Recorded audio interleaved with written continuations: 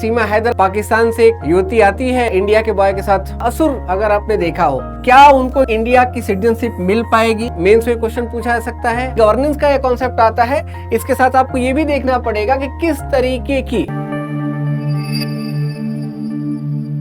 Hello everyone, welcome to विल्ड IAS academy, one stop solution for UPSC CSC preparations. आज हम लोग बात करेंगे सीमा हैदर। बेसिकली सीमा हैदर केस को जानना जरूरी है कि इसके कई एंगल्स हैं और एज ए यूपीएससी एस्पिरेंट अगर अलग अलग स्टेजेस पे अलग अलग डायमेंशंस और अलग अलग बातें आपको देखने को मिल रही हैं। ये केस कैसा है, क्या क्या बातें निकल के आ रही हैं। अगर आपसे इसके ऊपर क्वेश्चन पूछा गया, मेंस में क्वेश्चन पूछा जा सकता है, आगे के इंटरव्यू में भी से क्वेश्चन पूछा जा सकता है। तो जब इस तरीके की कोई केस स्टडी आती है तो किस तरीके के पर्सपेक्टिव अपने आप को डेवलप करने चाहिए, किस किस डायमेंशन में अपने आप को देखने की जरूरत है। क्या हम मीडिया से अलग सोच सकते हैं? क्या हम रेशनल थॉट अपने आप को जनरेट कर सकते हैं? और उसके बाद क्यों, किस तरीके के थॉट प्रोसेस में हमारे क्या कंक्लूजन होंगे इस तरीके के केसेस में? ऐसी बातें आपसे पूछी जा सकती हैं और आपको इसके बारे में सोचना चाहिए। तो इसी से रिलेटेड आज का डिस्कशन है। पहली बात, सीमा हैदर का कंसर्न। बेसिक चीजें हैं कि एक पाकिस्तान से एक युवती आती है, काठमांडू आती है, काठमांडू से वो आ जाती है इंडिया। इसके पीछे का लॉजिक बताया जाता है कि वो गेमिंग ऐप के थ्रू आती है। तो पहली बात कि गेमिंग ऐप का जो दायरा है, गेमिंग ऐप, तो वो कितना ज्यादा है एक, और उसका सोसाइटी के ऊपर इम्पैक्ट किस तरीके से पड़ रहा है, ये देखने वाली बात है। दूसरा, गेमिंग ऐप अपने आप में मैसेजिंग ऐप भी है, मतलब वो मैसेंजर की तरह भी ट्रीट करते हैं आपको। इट मीन्स कि यहाँ से इंफॉर्मेशन जो है वो लीक हो रही है या पास हो रही है one side to another side. तो कई तरीके की वेब सीरीज भी इस समय आई हुई है मार्केट में। आप देखेंगे कि उसमें दिखाया जाता है कि जो वो कन्वर्सेशन करने का तरीका, असुर अगर आपने देखा हो तो असुर में दिखाया गया है कि किस तरीके से जो बात करने का तरीका उसने इजाद किया हुआ है, वो गेमिंग ऐप के थ्रू वो बात करता है। इसका आपको लाइव एग्जांपल भी एक देखने को यहाँ मिल रहा है। तो गेमिंग ऐप के थ्रू सीमा हैदर का इंडिया के बॉय के साथ रिलेशन एस्टेब्लिश होता है। रिलेशन के बाद वो लेफ्ट के कॉन्टेक्ट में बातें चली जाती हैं और फिर वहां से वो इंडिया चली जाती हैं। अकेले ही नहीं आती हैं, अपने 4 बच्चों के साथ इंडिया आती है। पहला डायमेंशन, अगर इस तरीके की कोई बात आ रही है तो जो इंटरनल सिक्योरिटी है वो थ्रेट है, जिसकी वजह से देखा आपने कि उनको ले जाके जेल में डाला गया, उनके खिलाफ तमाम तरीके के इंटेलिजेंस इनपुट निकाले जा रहे हैं, क्या क्या कंसर्न रहा, किस तरीके से आई, क्या उनका पास्ट है, इस तरीके की बातें निकल के आ रही है। एक हमारा इसमें डायमेंशन इंटरनल सिक्योरिटी है, तो इसको हमको देख के चलना है। दूसरा डायमेंशन, सिटीजनशिप, क्या उनको इंडिया की सिटीजनशिप मिल पाएगी?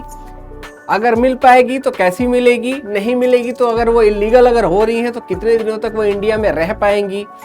और दूसरा, अगर सिटीजनशिप के कॉन्सेप्ट को यहाँ देखें तो यहाँ आप ये भी देखेंगे कि जो यूसीसी का कॉन्सेप्ट है वहां भी ये चीजें बातें जाएंगी, क्योंकि पर्सनल लॉज के अकॉर्डिंग यहाँ रिलेशनशिप डेवलप होंगे और उसके अकॉर्डिंग अलग अलग, अब उनके रिलीजन अलग है, पाकिस्तान में उनका रिलीजन अलग है, इंडिया में वो आ रही है तो उनके रिलीजन अलग हो रहे हैं। तो वो किस तरीके से, तो देखिए जो कंटेम्प्रेरी कंटेक्स्ट है वो एक दूसरे से यहाँ कनेक्ट होते हुए आपको यहाँ दिखेंगे। देखिए मैं डीप में नहीं जाऊंगा, मैं सब्जेक्ट एक्सपर्ट की तरह मैं नहीं बात करूंगा, मैं आपको जनरलाइज वे में बात करूंगा कि एज ए यूपीएससी एस्पिरेंट किस तरीके से इंटरडिसिप्लिनरी और मल्टीडिसिप्लिनरी अप्रोच आपका डेवलप होगा। तो ये एक डायमेंशन आता है। दूसरा बात करें कि अगर आईआर के कंटेक्स्ट में इस चीज को देखें तो यहाँ आपके अपने ओपिनियन क्या होंगे या इसमें डायमेंशंस क्या होगा। तो देखिए इंडिया पाक एक अपने आप में नॉर्थ और साउथ का कॉन्सेप्ट है कि चाहे कुछ भी कर लीजिए, इन दोनों के बीच में जो रिलेशन है वो बहुत अच्छे नहीं हो पाए, कई उसके पीछे रीजन है। तो दूसरा, इसके साथ एक रिलीजन एंगल भी जुड़ा हुआ है। और तीसरा कि क्रेडिबिलिटी को लेकर क्वेश्चन मार्क है। ऐसा नहीं कि लोग खराब है, लेकिन रिलेशनशिप में जो सबसे बड़ी चीज होती है क्रेडिबिलिटी होती है, तो उसके ऊपर ही ये क्वेश्चन मार्क खड़ा है।